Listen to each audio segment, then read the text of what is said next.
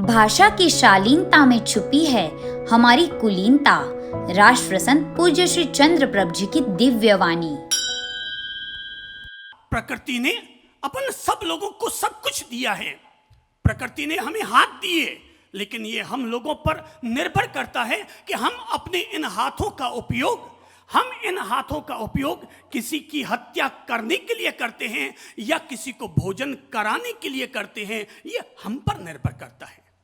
प्रकृति ने अगर हमें पांव दिए तो इन पांवों से चलकर हम मंदिर पहुंचते हैं कि मधुशाला पहुंचते हैं, ये हम पर निर्भर करता है।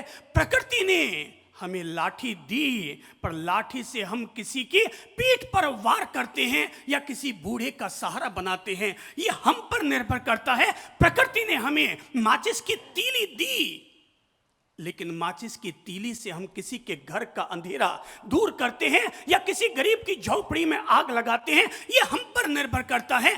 प्रकृति ने हमें इंसान बनाया, पर हम इंसान बनकर के ओबामा बनेंगे कि ओसामा बनेंगे, ये हम पर निर्भर करता है। प्रकृति ने अगर हमें जबान दी, इस जबान से हम किसी के लिए सद्भावना व्यक्त करते हैं या किसी के लिए सत्यानाश की बद्दुआ करते हैं।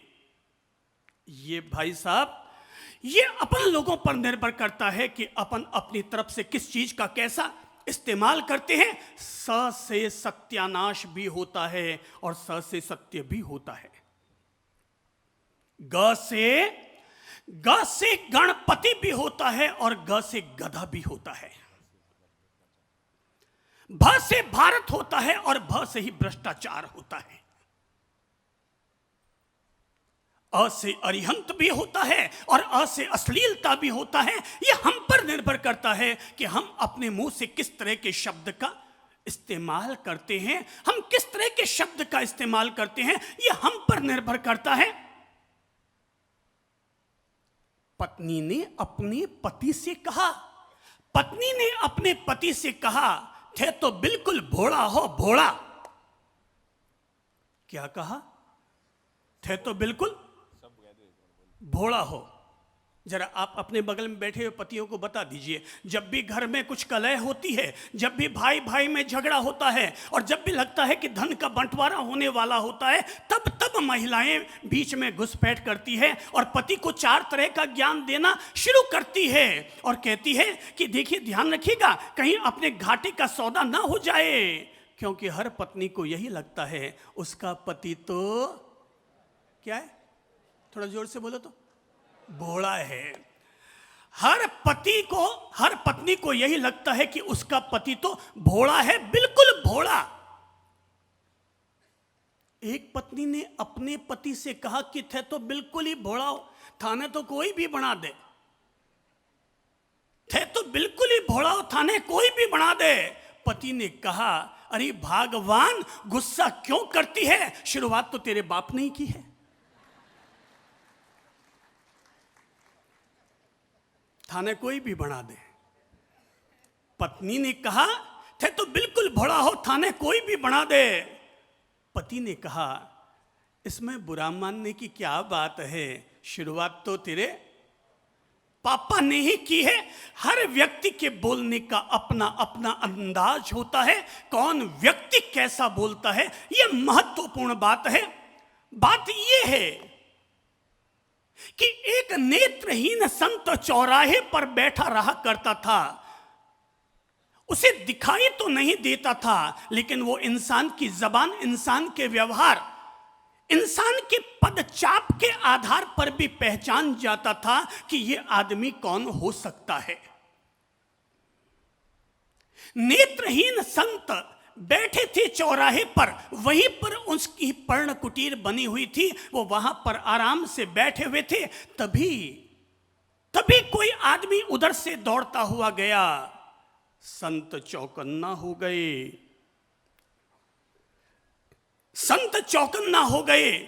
तभी 2 मिनट के बाद घोड़े की टापों की आवाज सुनाई दी, टप टप टप टप टप टप टप टप। और संत के पास आकर सैनिक ठहरा। संत के पास आकर वो घोड़ा ठहरा और चिल्लाकर कहा, ए अंधे, क्या तुमने इधर से किसी चोर को जाते हुए देखा? उसने कहा, मैं आंखें नहीं रखता, मेरे आंखें तो नहीं हैं, पर ऐ सिपाही, मैंने इधर से अभी किसी चोर को गुजरते हुए अनुभव जरूर किया है, मैंने उसका एहसास जरूर किया है। सिपाही उधर की तरफ दौड़ पड़ा।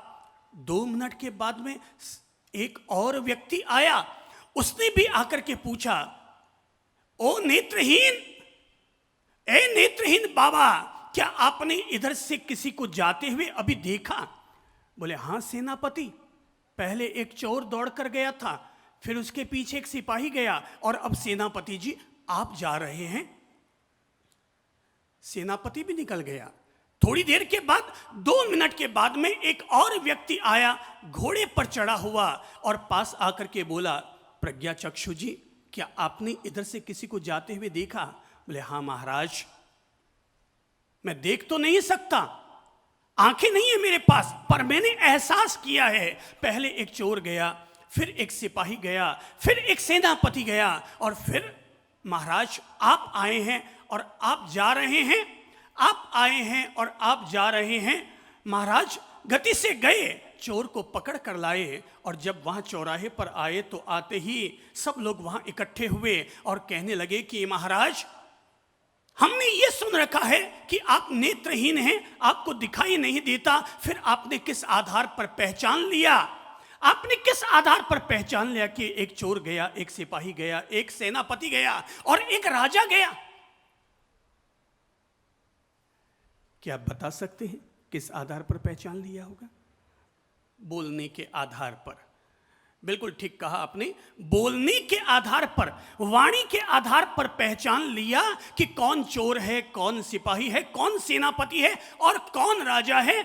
जो बिना बोले दौड़ते हुए चला गया, समझ गया संत, ये कोई भागने वाला व्यक्ति, चोर, लुटेरा, उचक्का ही हो सकता है। बाद में आया जिसने कहा, अबे ओ अंधे, घोड़े पर बैठा था, चिल्लाकर बोल रहा था, गरज कर बोल रहा था, जरूर उसका पीछा करने वाला सिपाही ही होगा। लेकिन बाद में आने वाला व्यक्ति जिसने कहा, ओ नेत्रहीन बाबा, क्या आपने इधर से किसी को गुजरते हुए देखा? जरूर थी तो बात में रौब, लेकिन अदब से फिर भी बोल रहा था, यानी पढ़ा लिखा समझदार आदमी है। सिपाही के पीछे आने वाला जरूर सेनापति ही होगा, सिपाही के पीछे सिपाही चल करके नहीं आता। पहचान गया ये सेनापति है। और उसके बाद में और तीसरा व्यक्ति आया, धीरज से उसने पूछा, अदब के साथ पूछा, हे प्रज्ञा चक्षु महाराज, क्या आपने इधर से किसी को जाते हुए देखा? समझ गया ये इतनी अदब से बोलने वाला व्यक्ति कोई राजा ही हो सकता है, इतनी अदब से बोलने वाला व्यक्ति कोई राजा ही हो सकता है। हम अगर इतने सारे लोग बैठे हैं, दुनिया में कौन व्यक्ति किस स्तर का है, ये पहचान उसके कुल के द्वारा नहीं, रूप और जाति के द्वारा नहीं, बल्कि उसकी जबान के द्वारा होता है कि कौन व्यक्ति कैसा बोलता है। कोई व्यक्ति कार में बैठकर भी जबान से कचरे का भरा ट्रैक्टर हो सकता है, और कोई व्यक्ति ऑटो में बैठकर भी फूलों का गुलदस्ता, कोई व्यक्ति ऑटो में बैठकर भी फूलों का गुलदस्ता हो सकता है। ये तो अपने अपने पर निर्भर करता है कि कौन व्यक्ति किस तरीके से बोलता है।